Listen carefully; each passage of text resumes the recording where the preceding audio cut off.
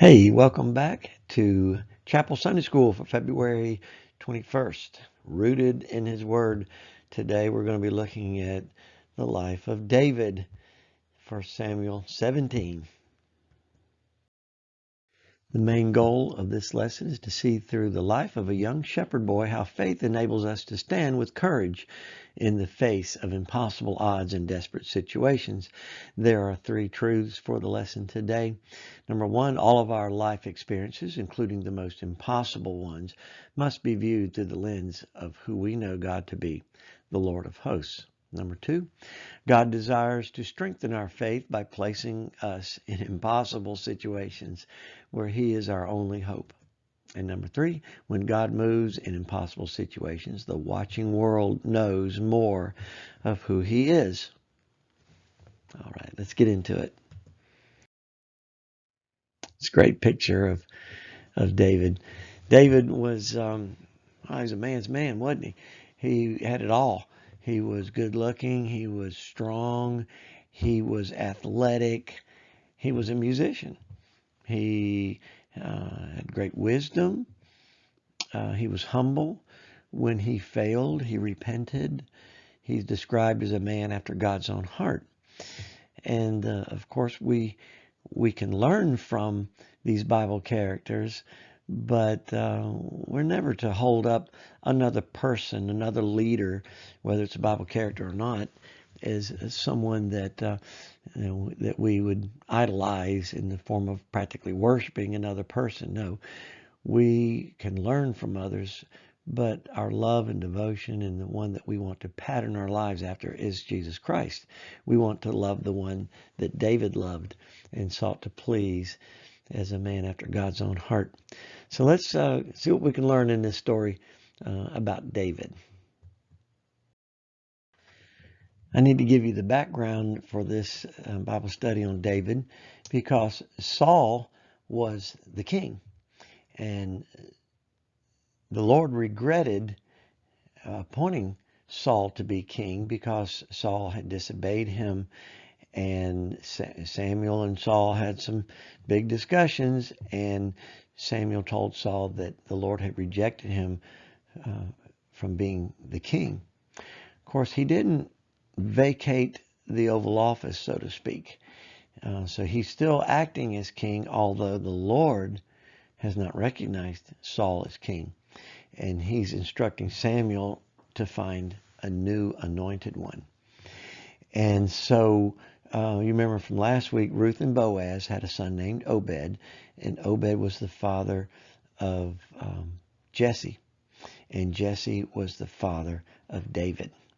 And so here we have Jesse passing his sons in front of Samuel as the Lord had directed him to find one of these boys to be made king. So when they came, pick it up at verse 6, he looked on Eliab, one of his sons, Jesse's sons, and thought, Samuel thought, surely the Lord's anointed is before me in Eliab. But the Lord said to Samuel, do not look on his appearance or on the height of his stature, because I have rejected him. Maybe he was tall like Saul was, and so Samuel was looking for a replacement for Saul, and so he was judging from the appearance.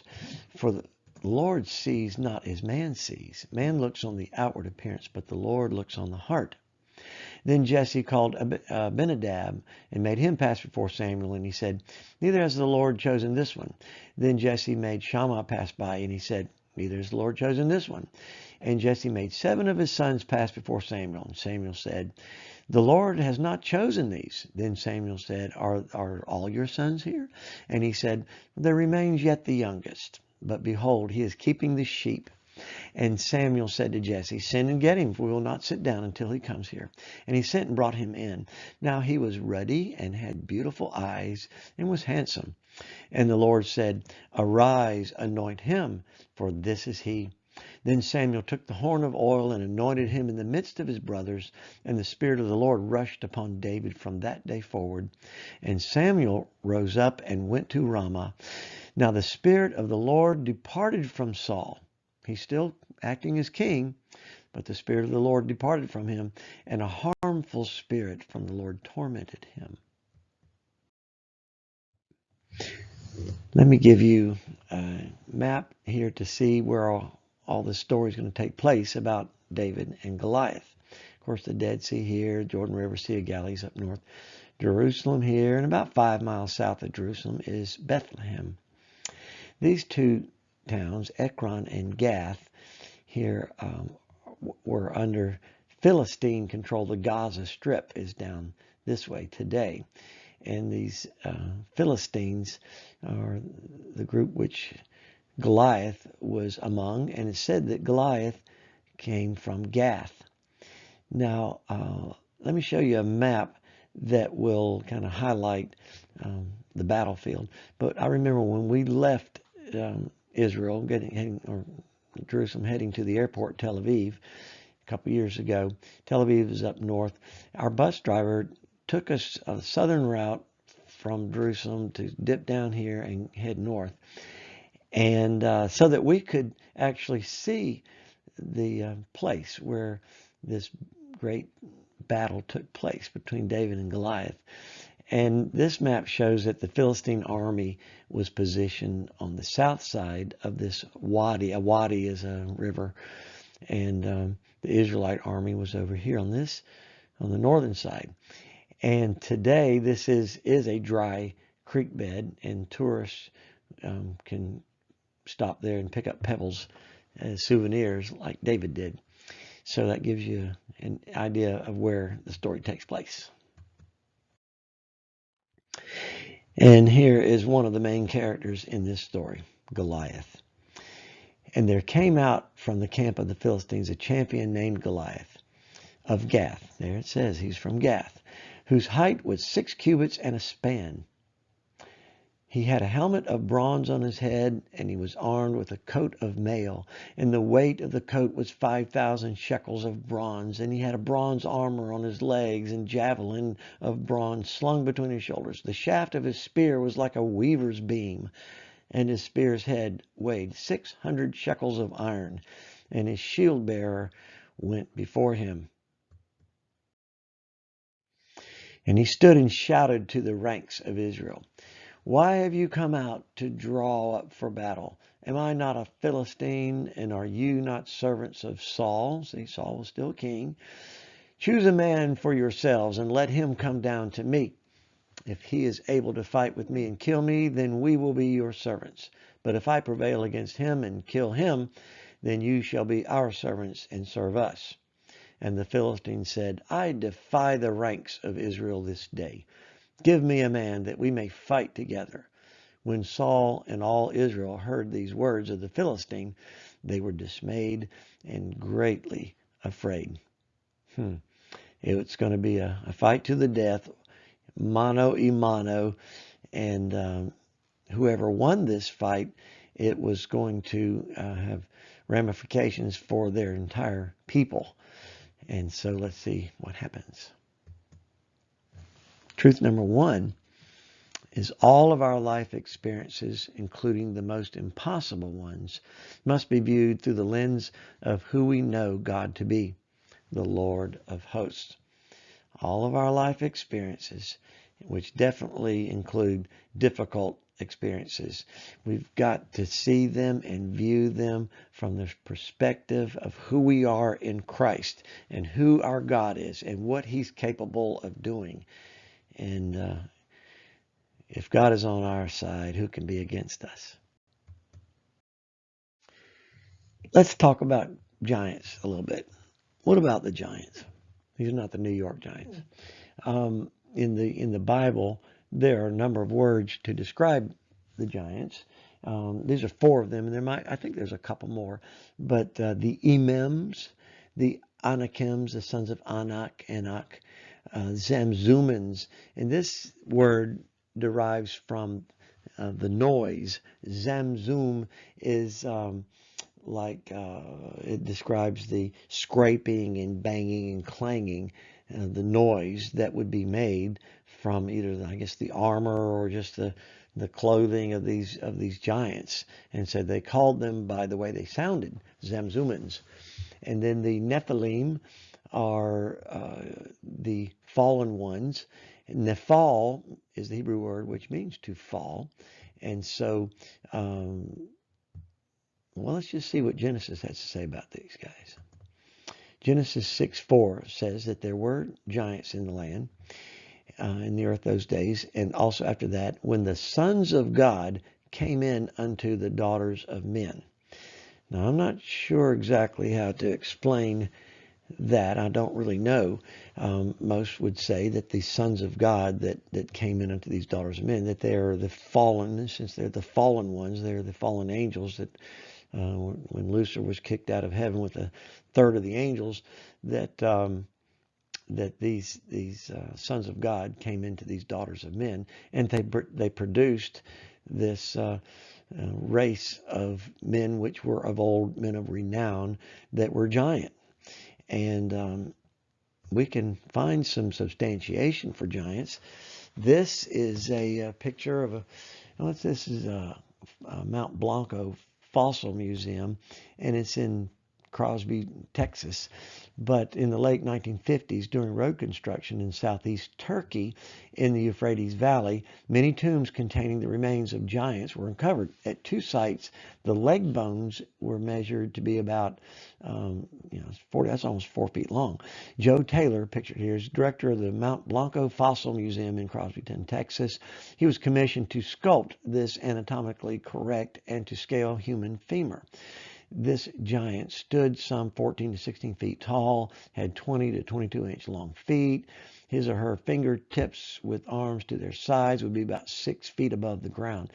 The biblical record in Deuteronomy 3:11 states that the iron bed of Og, king of Bashan, was 9 cubits by 4 cubits, approximately 14 feet long by 6 feet wide.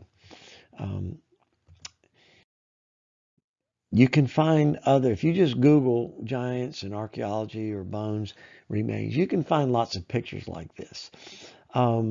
Some of these pictures, honestly, when I've seen them, it would not be difficult to Photoshop and make it appear that the skeleton of a normal sized person, it looks so much bigger than others. But National Geographic even did some studies on these, and there have been actual large bones found.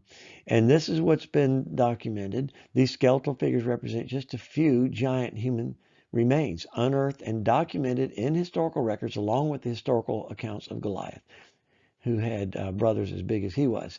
Og, king of Bashan, we said his bed was 13.5 feet long. And so here's a 6-foot present day man. And look at the size of this. Now, I think Goliath, right here, was like 10.5 feet tall. So he was a giant, but maybe not compared to what we see here. If this 36-foot giant was uncovered by an earthquake, and so it's fascinating what's in the history. I don't know that that we find like hundreds and thousands of skeletal remains of this size, but there have been enough to document the validity of giants. Even today, there are giants. This man, I'm not sure where this is, but you can see he's a couple feet taller than the average person. So let's go back to Goliath. Meanwhile, Jesse has at this point now sent David, who was tending sheep, to go check on your brothers. They are there with the Israelites in the army, and they're being taunted by the Philistines. But he sent David to find out how things were going.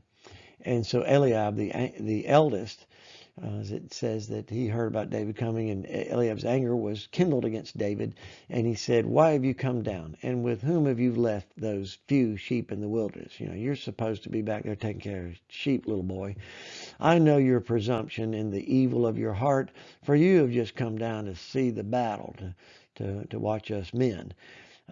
Sounds like Joseph and his brothers, they were extremely jealous of David. Why? Because they were all passed by in the inspection by Samuel, and they witnessed David, their youngest, being called in and being anointed, who was going to become the king.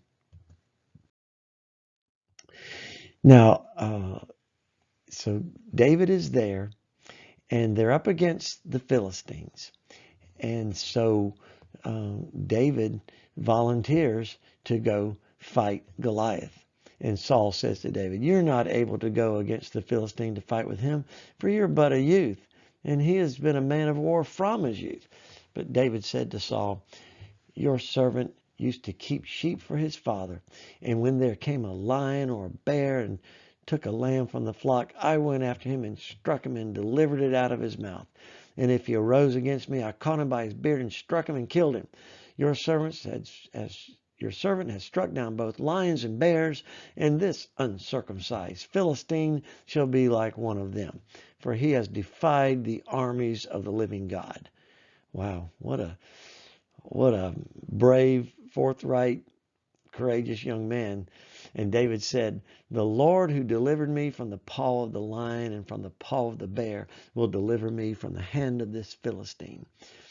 And Saul said to David, "You've convinced me. Go. May the Lord be with you." Then Saul clothed David with his own armor. He put a helmet of bronze on his head and clothed him with a coat of mail. And David strapped his sword over his armor, and he tried in vain to go, for he had not tested them. Then David said to Saul, "I can't go with these, for I've not tested them.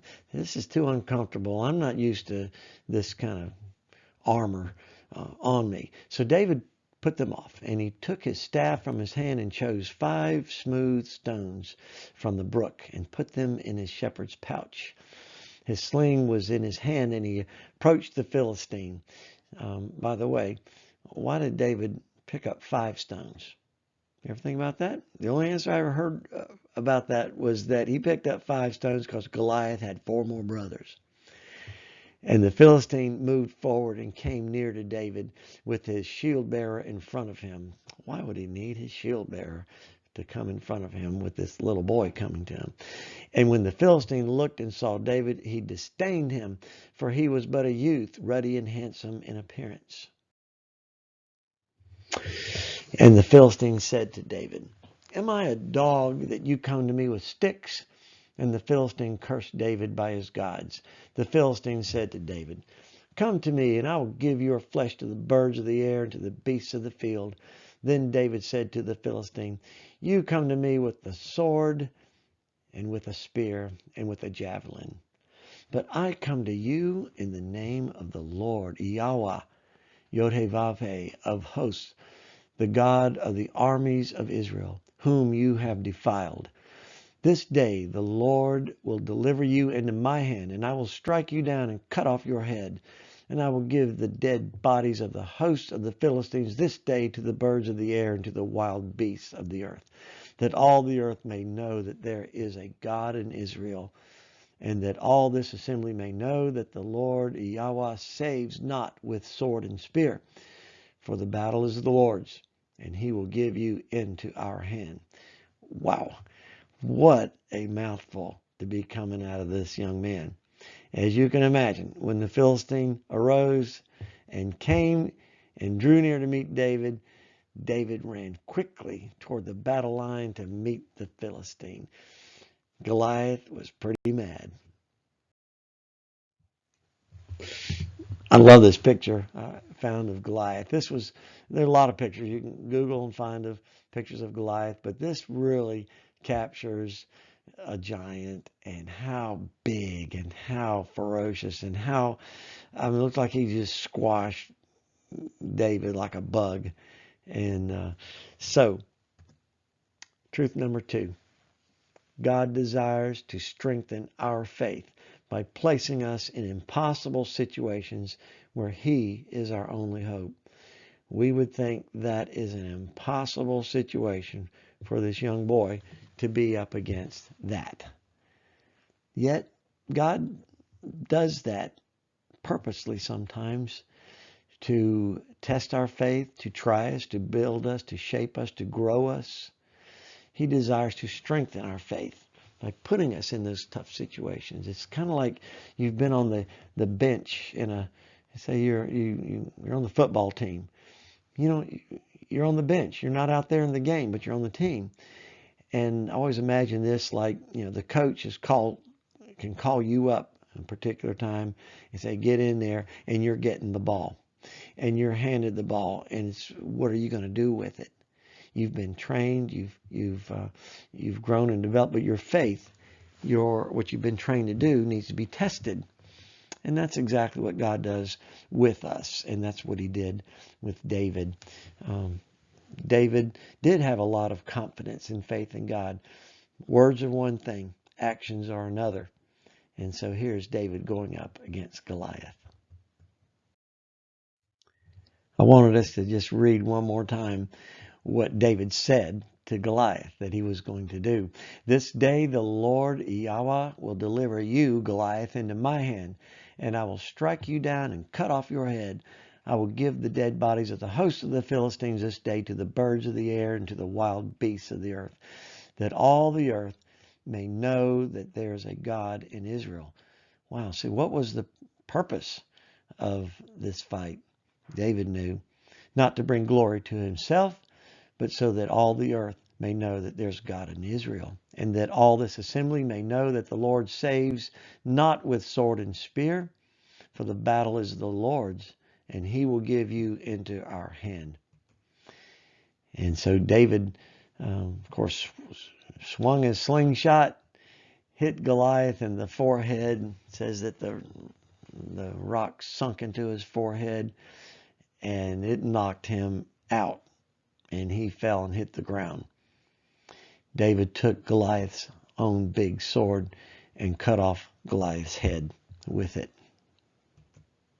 Truth number 3, when God moves in impossible situations, the watching world knows more of who God is. And can you imagine the Philistine army? This was their champion. This was their man. And everybody's watching this. The Philistines on one side and the Israelites on the other. What effect did this have on those that were watching, that were witnessing God moving in an impossible situation?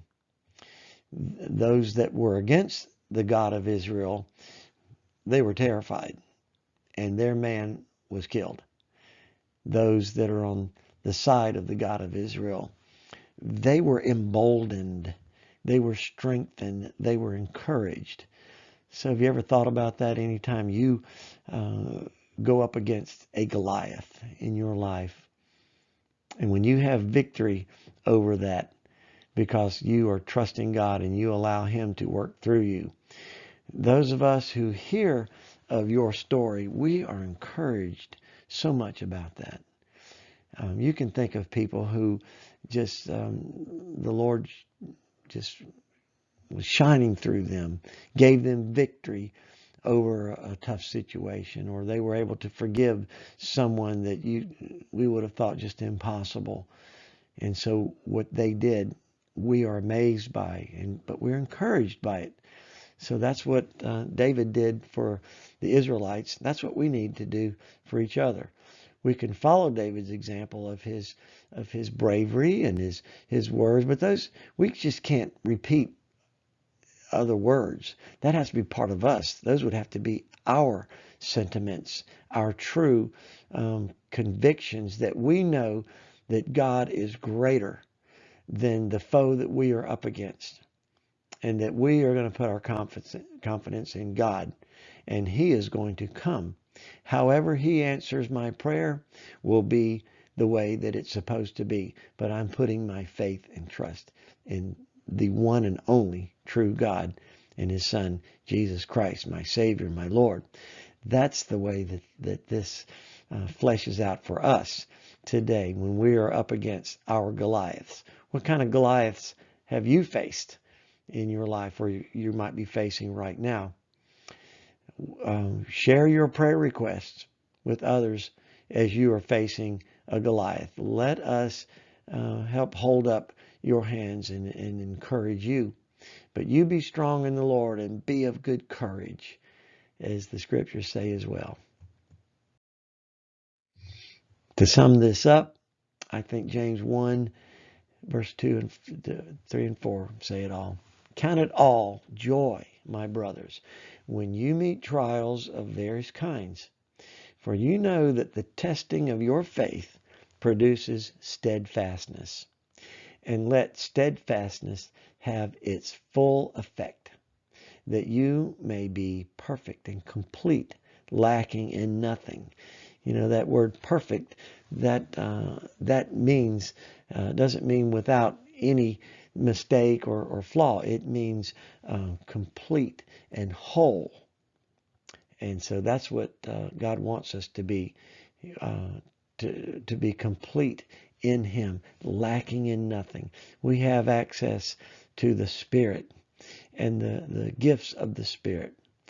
That's our armor. We put on the full armor of God. We're not like Saul said, "Hey, you need all this physical armor." David was like, "I don't need all that physical armor. I've got spiritual armor." And here again, God is moving us from physical beings into spiritual beings.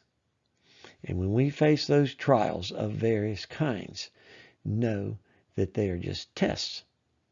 We've been put in the game. But we are going to run that ball, and we're going to do so in the confidence that the Lord Jesus Christ gives us, because the battle is His. All right.